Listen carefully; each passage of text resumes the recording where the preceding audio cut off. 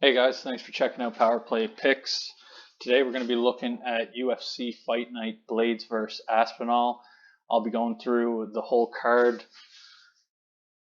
We're going to be looking at a statistical approach to these fights. Most people creating videos out there are giving their insights about how they feel the fight is going to go. For me, I like to look at the data behind everything, and I like to compare that to the bookmakers' lines, seeing how the lines are moving, and then ultimately making my pick based off of that. So hopefully I can add some value to your bets. You can take this with a grain of salt, or you can tail my picks personally. So with that, we're going to jump right into the first fight. We have Dalby versus Silva. As you can see in the data, the most likely event is going to be Dalby by decision, and the line reflects that. I have nearly 30% here. For Silva, we know he's a grappler, and most of his wins are coming by submission. We have that at 26%. His decision is also a pretty likely event. So we could see this fight go the distance. I believe Dalby, every fight in the UFC has been a decision or no contest. So we're not predicting a lot of action here, but I will say the Silva submission is there. These numbers over here is what I compare these percentages to the bookmakers' lines. So in this range, you can see not a ton of value on, or very little value on Dalby.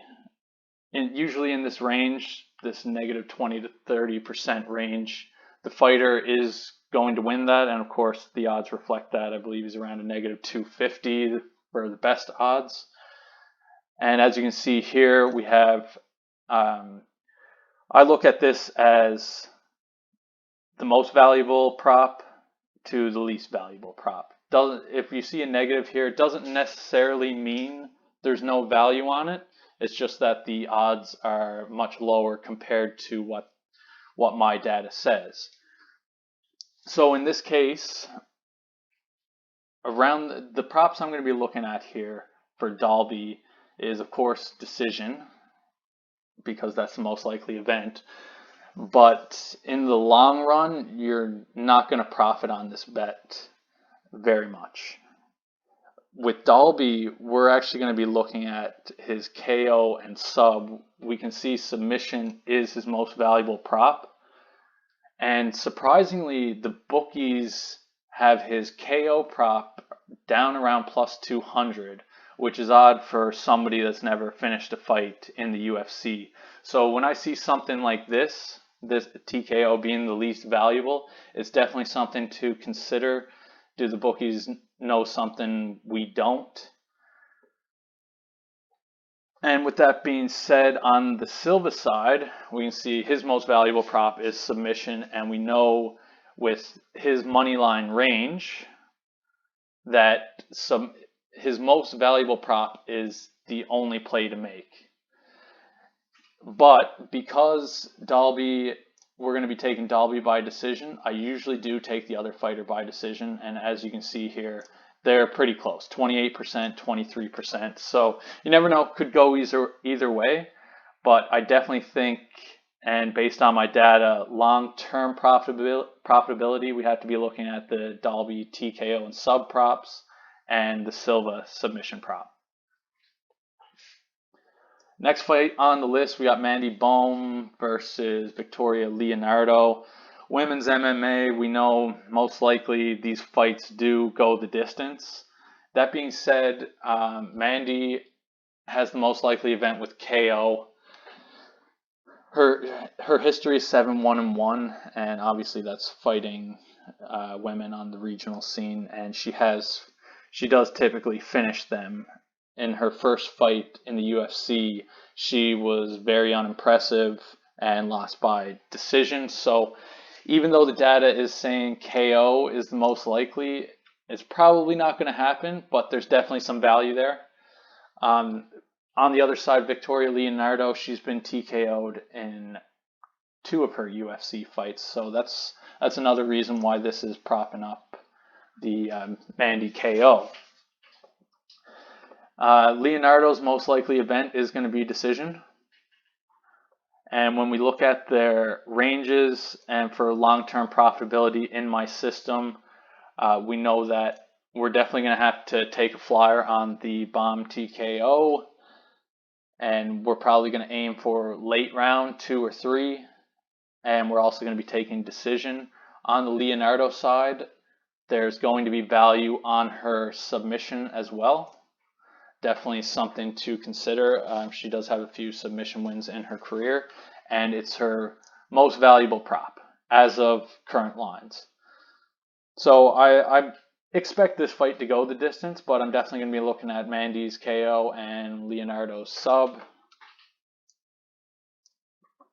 Next fight, Jai Herbert, Kyle Nelson.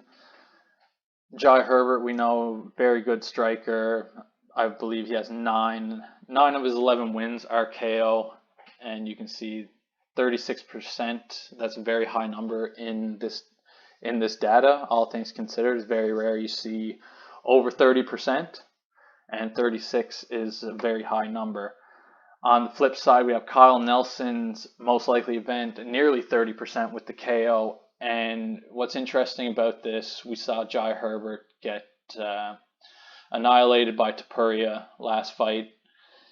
He took a big hit to the chin, so it's going to be interesting. I have seen the line moving down on the Kyle Nelson KO, and even in my system, that's a great long-term profitable play.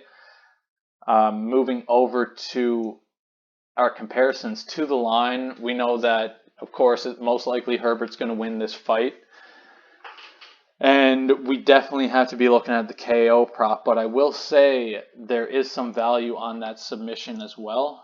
I may consider taking it depending on the line movement.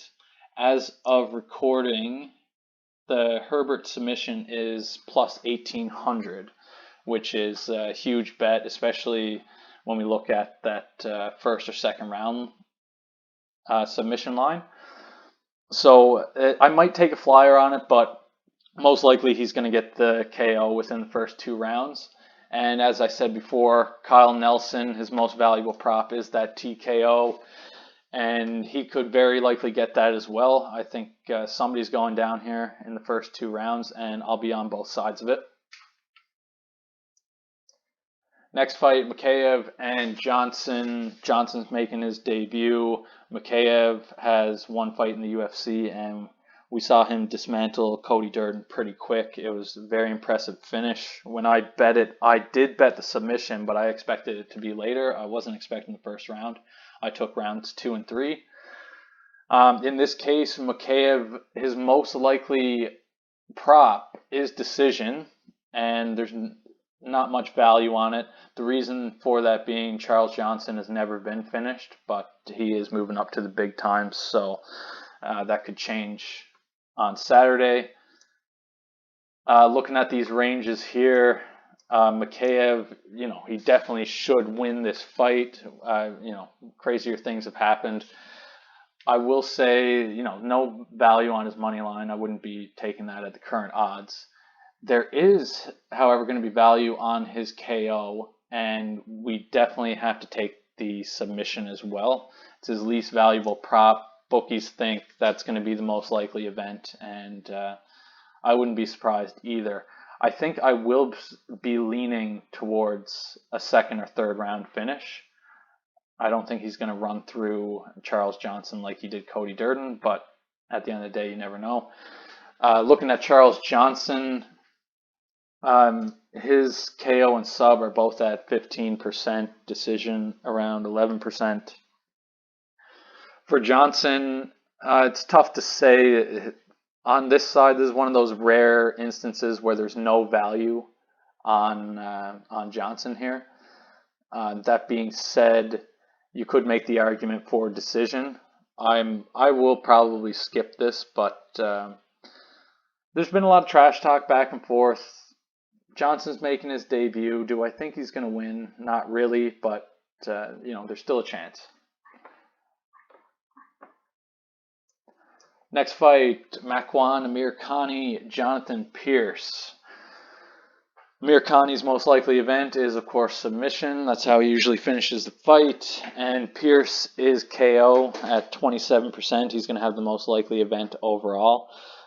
This is actually a pretty close fight when we're looking at the ranges here. Hard to give Pierce that negative 200 line he's at around right now. That being said, I do expect him to win. The value for Amirkhani is going to be on his sub in early rounds, 1 or 2. And on the flip side, Pierce, we're going to be looking at his KO and decision. Usually in this range, the fighter's second most likely event has long-term profit. And as you can see here, Pierce's most likely event is KO. Second most likely event is decision.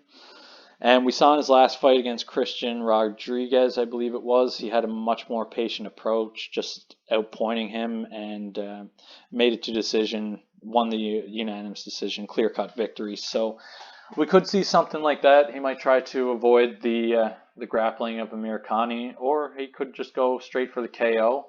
Personally, I'm going to be leaning taking his KO in round 2 or 3 and taking the decision. As of current lines, things can change as the lines move.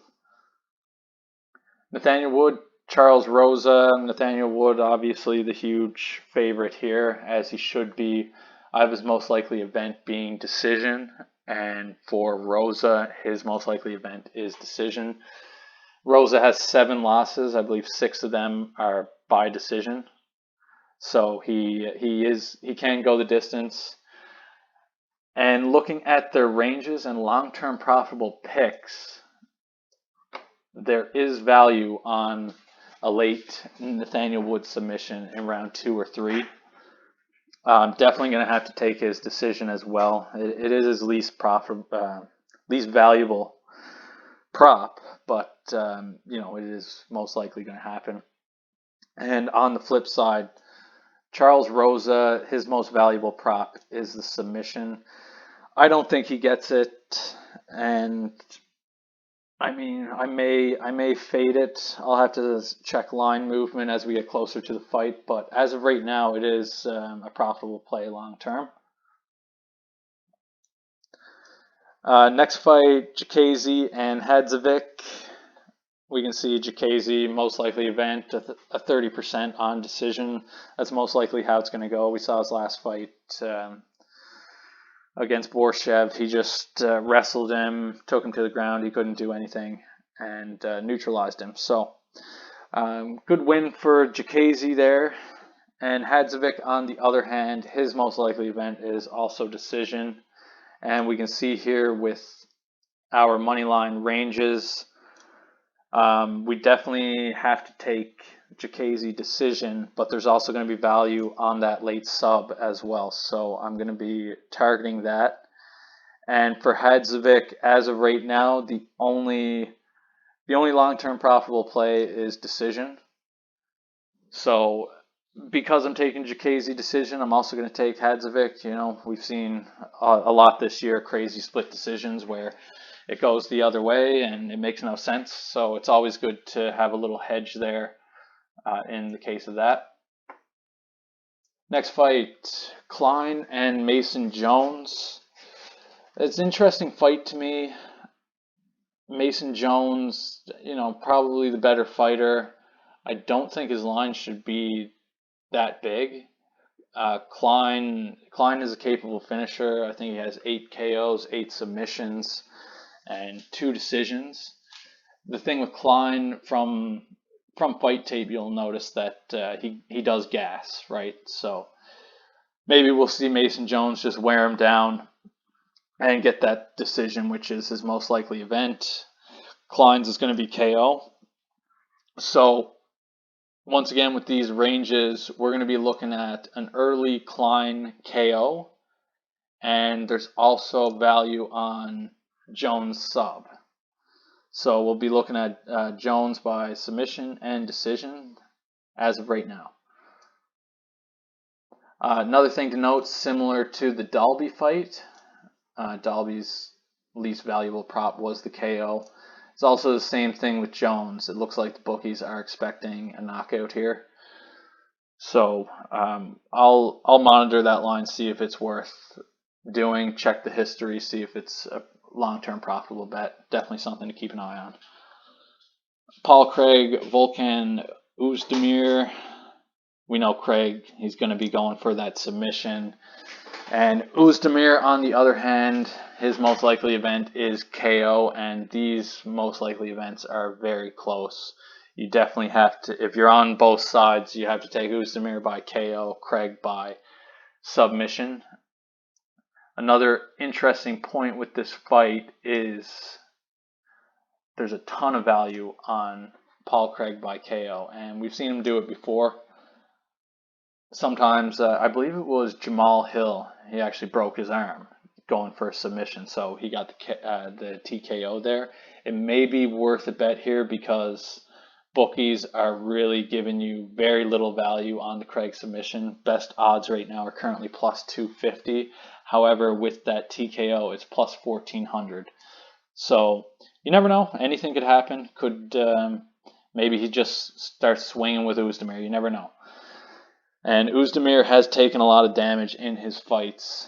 So it's going to be an interesting one to watch. You definitely should be on both sides here. I think you're looking at a round 1 or 2 finish, I think. And next fight, Molly McCann, Hannah Goldie. We know most likely this is going to go to decision. McCann at a whopping 46% on the decision, and Goldie we have at 26%. So we should see this go all 3 rounds. That being said, Molly McCann is at home, and we saw last time where she got that 3rd round spinning back fist on Carolina, I believe it was. And that was a huge money-making bet if you hit it. I personally didn't. I just had decision, but when you look back through the numbers, it's definitely a profitable long-term bet. So we may be leaning the same here. And I will say, when I was looking at the odds earlier, there was a ton of value on McCann's submission. I believe it was up to plus 2200, and that got shot down quickly to 1200. So I guess some people saw the inefficiency in that line and took it. As of right now, I don't think it's worth a bet unless the line moves up again. Goldie, on the other hand, much less experienced fighter.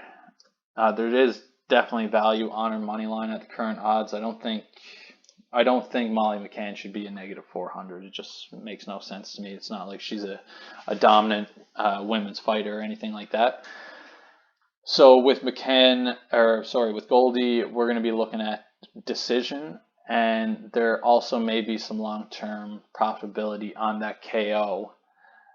But as of right now, my numbers have it at around 4%. So probably something to avoid, really.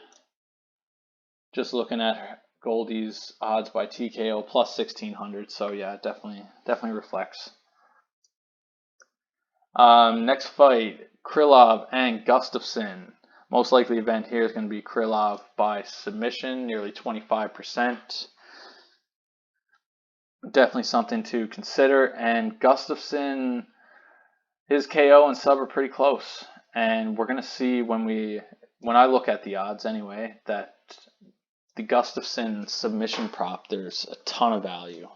I have his most valuable prop as of right now. And definitely something I'm going to be looking at. I think there's also a good chance this might go the distance. Might be worth betting both sides there too. And for Krylov, we can see that there is value on his submission. But once again, in this range that he's in, usually what you'll see is the second most likely event is the profitable one.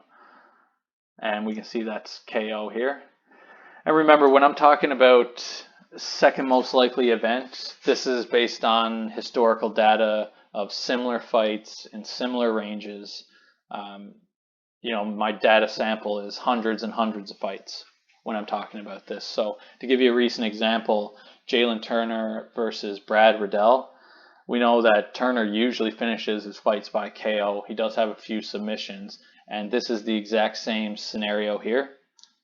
So I did take Turner's KO, but I also made sure to take his submission in round 1 and round 2. And of course, he snatches up the guillotine in round 1. And that was a huge moneymaker. Not taking that bet probably would have landed me at a loss that night. So little things like that. I know everybody's system's different, but my system, when it tells me I should be taking something, I am going to take it. Pimblett and Jordan Levitt. Interesting fight. Once again, I don't think Pimblett should be this heavy of a favorite. Currently negative 250.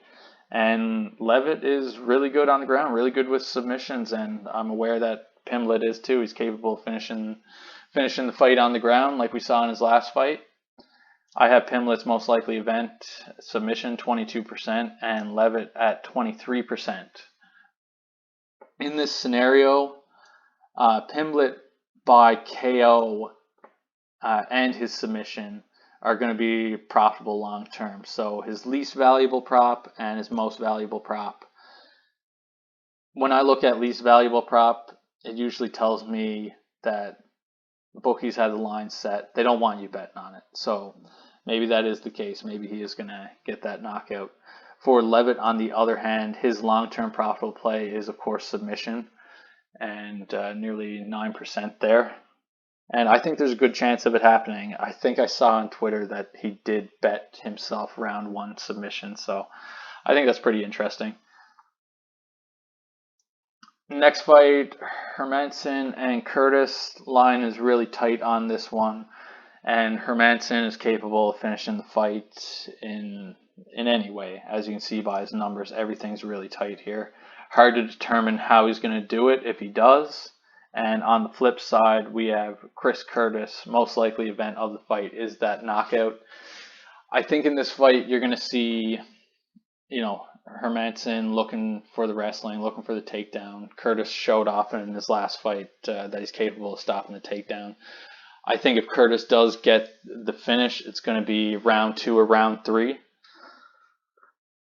But I can also see this fight going to decision. One thing to note that I found pretty interesting, currently on Unibet, Curtis by submission is plus 5,000. And we can see, given that line, there is value on the submission. And I have it at around 7% chance. And obviously, we know he's more of a striker. It's probably not going to happen. But, you do see these random times where a fighter is mainly a striker and he does end up getting a submission. These guys are all mixed martial artists. They're capable of doing it. So I think it is something to consider if you want to take a flyer on it. I might be doing that. We'll see as the line moves leading up to the fight.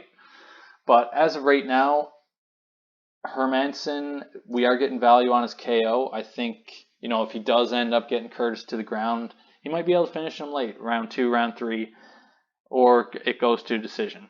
And same thing goes for Curtis. He might be able to stay on the feet and pick Hermansson apart until he finally knocks him out. I will say Chris Curtis, his least valuable prop is his knockout. It's sitting at around plus 245, the best odds. So bookies don't want you betting on it, basically. And for the last fight, Blaydes and Aspinall, really tight heavyweight fight here. I think it could go either way. I do agree with the odds. I would lean Aspinall. He's been on a heater right now, looks unstoppable. That being said, Blaydes is a phenomenal wrestler, so going to be interesting to see what happens here. Most likely event for Blaydes is the KO, sitting at around 21%. Aspinall, on the other hand, nearly 38% on the KO. We know Blaydes, his 3 losses have all been knockouts, and most of Aspinall's wins have been knockouts, so that's why you're seeing the high number there. And his submission is also possible, like we saw against Volkov, his last fight with the straight armbar. He made that look easy, did it in the first round, so definitely can't count that play out either. In my system, as of right now, I'm going to be looking at Blaydes KO. And, you know, it's a heavyweight fight. Really shouldn't avoid taking the first round. I think we need to, in these 5-round fights, I usually take 3 rounds. So I think for this fight, we need to be looking at rounds 1, 2, and 3 on both sides. And for Aspinall, I'm definitely going to be looking at KO and submission. Got some value there too, so those are long-term profitable picks. Looking around, like I said before, rounds 1, 2, and 3, Aspinall doesn't fuck around. He usually gets out there, finishes it within the first 2 rounds. So anyway, big main event, and yeah, just wanted to go over some data, give you another tool at your disposal when you're making your picks. Feel free to reach out to me if you want access to my numbers, and if you have any questions, what I'm thinking, why I'm leaning a certain way on a bet, why I mentioned some of these, long-term profitable plays that have huge odds, not likely of hitting, and I'll be happy to explain it to you. So yeah, thanks for checking out this video. If you got some value out of this, feel free to subscribe. I'm going to try to do this every week leading up to the fight, just to give you guys some more information. And yeah, we'll do a recap after Saturday night, just to see how the thought process played out and what the results were. Have a good one.